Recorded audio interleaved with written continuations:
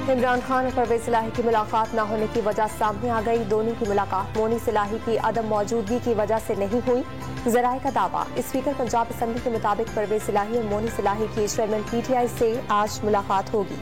अब भी वक्त है हुक्मरान और जिम्मेदारान इलेक्शन की तरफ जाएं। इलेक्शन को रोकने का हर हरबा उनके गले पड़ेगा।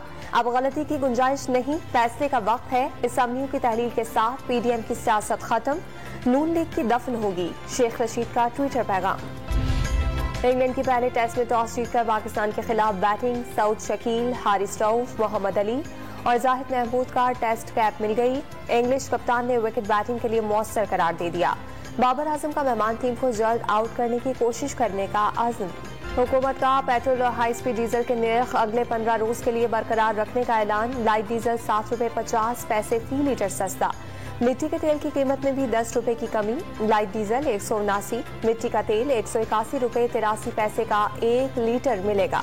अवामी सवारी खवातीन को भा गई। कराची में बाइक चलाने वाली लड़कियों और खवातीन की शरह में रोज बरोज इजाफा। लाइसेंस के उसूल के लिए ड्राइविंग लाइसेंस ब्रांच में भी खवातीन कतार में खड़ी दिखाई देने लगी।